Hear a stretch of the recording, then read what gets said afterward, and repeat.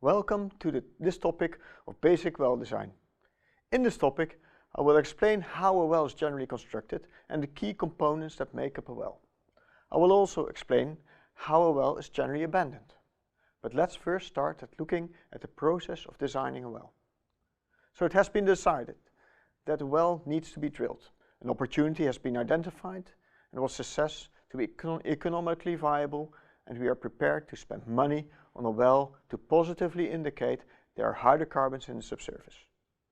The process of designing a well is dynamic and has to be done in full collaboration with all stakeholders involved, such as the subsurface disciplines and, of course, contracts and procurement. Several concepts will be worked up that should fulfill these well objectives, and at the end of that phase, a concept is selected that will be best for the project. This concept will be carried forward through the define phase, whereby further opportunities are identified to maximize the value coming from this well. Once the detailed design is approved, the well is ready to be programmed and further ordering of materials and services is done. Finally, we are ready for spudding the well and we will start drilling to the target location. If the well is an exploration well, it will be abandoned after retrieving all the reservoir information. If the well is drilled as a production well, it will be completed with a production string. The process I just explained here is summarized in the global well delivery process. Now that we have run through the process, I will now show you how a well looks like. Soil is often made up of loose materials. We all know when we start digging a hole with our hands on the beach that it will collapse at a certain moment. We also notice that the ground gets firmer the deeper we get. So when we start building a well, a conductor pipe is installed to prevent the topsoil to collapse. The conductor can either be piled into the ground or drilled. The conductor will form the starting point of a well. Once we have the starting point, we can start to spud the well and drill into firmer formation. This is called top hole drilling. Once the top hole is drilled, a surface casing is installed and cemented in place. As you can see, the surface casing will also support the wellhead. But the surface casing also protects the groundwater from getting polluted during the further operations. Now that the wellhead is installed, we can also install the pressure control equipment, which is the BOP or blowout preventer. During the well construction phase, the BOP is used to close off the well in case the well starts flowing back unexpectedly. This is called a kick. If we would not shut the well in with the BOP, the kick might escalate into a blowout whereby hydrocarbons from the reservoir are expelled from the well. These hydrocarbons will cause damage to the environment and if ignited may cost lives. So the BOP is a very important piece of equipment. From here we continue drilling the well using smaller diameter bits and casing. The next section we will install the intermediate casing. The last casing installed is the production casing. The key function of this casing is that it can contain the pressures from the hydrocarbon reservoir. Within this casing section, a tube is installed which will conduct the reservoir hydrocarbons to surface. This will either be the test string, which is temporarily used for a well test to assess the well productivity, or a production tubing, which is installed permanently. If a production string is installed for permanent production, the BOP and drilling rig will be removed and the permanent Christmas tree will be installed on the wellhead to enable production to the surface production header. At the end of the life of a well, it will be abandoned. The objective of abandoning a well is to install cement plugs to plug off any flow of hydrocarbons from the well to the environment. This activity is done by the drilling rig. So the Christmas tree is removed again and the BOP is installed for pressure control during our abandonment operations. Once the BOP is installed, the completion or the production tubing is removed from the well. Section by section, the casing stubs are removed from the well.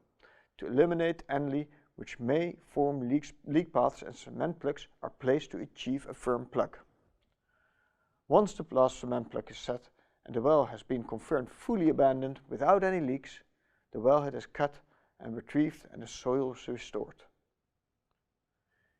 You might have wondered by now how we decide where to end a section and install a casing. What is driving the casing point in the well? If we look at the subsurface, we notice that it contains different layers of formation.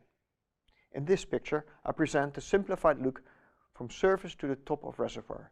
The graph shows depth along the y-axis and pressure along the x-axis. The red line represents the formation pressure. From surface, pressure increases following the hydrostatic gradient, meaning it contains water. This is the same as if you are swimming in a swimming pool. If you dive down to the bottom of the pool, you will feel the pressure increasing on your ears. This is caused by the hydrostatic pressure. When we move from formation 1 to formation 2, we notice that the pressure increases more rapidly. This might be caused by local burial history. In general, you will find small changes in pressures when you go deeper. But the biggest change in formation pressure you will find at the top of the reservoir, especially when it contains hydrocarbons like gas, as it is shown here in the graph. The blue line shows the formation strength. In general, the deeper we go, the stronger the formation. During the well design, we must make sure that our drilling fluid stays above the formation pressure to avoid a kick, and below the formation strength to avoid losing drilling fluid to the formation. So let's look at the top hole section. We use a drilling fluid which is slightly higher than the formation pressure, shown by the brown dashed line. Once we reach the casing depth, we pull the drilling bit to surface and run the casing and cement it in place.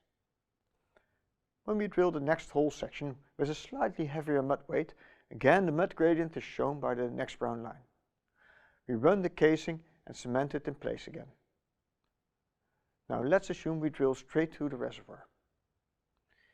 If our mud weight would have been insufficient to overbalance the reservoir pressure, a kick would be the result. Here I've exaggerated the kick whereby the well is fully displaced to gas, with the gas gradient extrapolated from the reservoir pressure to surface. Notice that this gradient crosses the formation strength line below the last casing shoe.